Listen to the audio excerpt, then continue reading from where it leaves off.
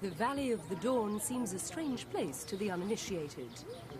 Situated only 50 kilometers from Brasília, it's a small town which, like Brazil's capital, sprang up in the middle of nowhere. It's also a religion. Founded in the 60s, it created its own doctrine, breaking from Brazil's prevailing Roman Catholic faith. The valley's religious symbols are colourful, but baffling to outsiders. They're borrowed from many other religions. The Lord's temple is within me, the holy text says. Nothing is stronger than my spirit. The flame of life burns within my being. Overall, the iconography owes more to science than to religion, even though some of the imagery seems to refer to ancient and exotic civilizations. Behind the symbolism, however, lies a spiritualist doctrine. Its followers believe they are the descendants of beings from outer space. Many members of the valley's community are said to have psychic powers. They all wear uniforms, each according to his or her status within the faith. They believe that more than 30,000 years ago, spaceships landed on Earth. The beings that stepped out passed on the knowledge which underpinned the great civilizations. They were destroyed, but can be contacted through psychics. The stress on spiritualism gives the cult a broad appeal. A community of about 5,000 lives around a system of artificial lakes in the Valley of the Dawn. Many of the town's inhabitants are the descendants of those who built Brasília. While the children enjoy the simple pleasures of life, their parents work for the hotel and shops that fund the religion.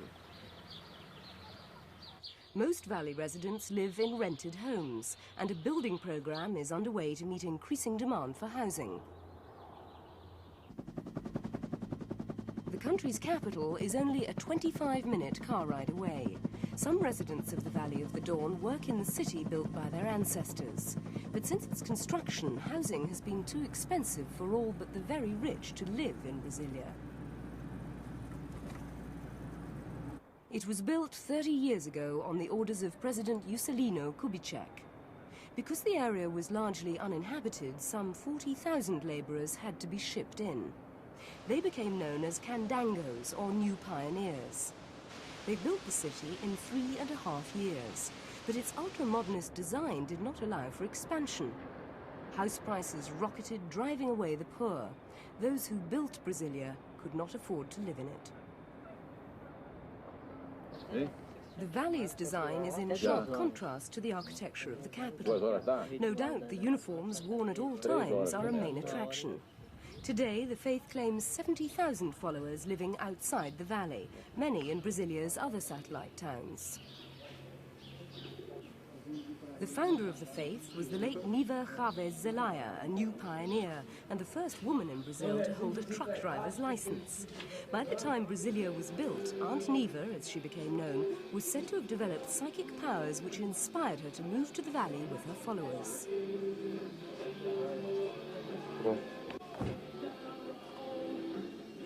Their descendants also say they've acquired psychic powers, which they claim will help the community develop into a great civilization.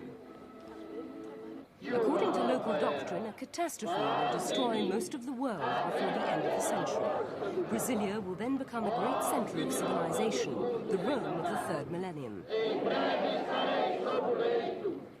In the meantime, those who wish to join the community are free to do so. After an induction period, they will progress through the ranks towards the top role of First Master, currently held by the 74-year-old husband of the late founder.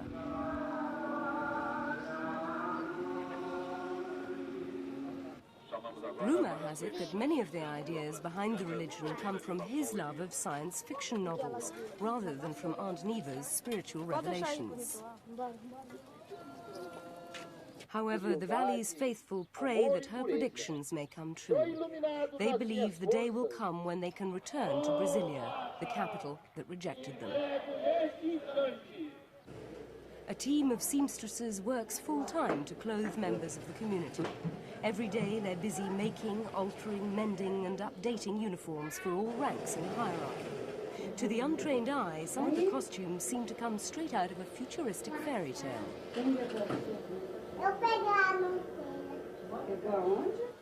What made However, me new stay here recruits at claim Vale it do wasn't the Amanhecer glamour was that the prompted them fact to join. that everything was very mystical and very new to me. I'm a very curious person. And because I'm very ascetic, in the beginning, I felt that I should discover more about it. And the contact with the people, the contact with the spirits that are here, the contact with the place itself, which sheds a lot of energy, made me stay here. Sonia Limos is a translator for Brazil's intelligence agency. Like many new converts, she works in Brasília but spends her spare time here. Worship consists of several services each day. Most members attend at least one at which the congregation is purged of bad spirits. Some rituals are close to those of the Roman Catholic faith. Here, the participants are drinking wine. It's meant to represent God's blood, as in the Catholic faith, which the Vale rejects. The rejection is part of a general trend in Brazil. Recent findings suggest that 20% of the country's Catholics have lapsed in the past decade.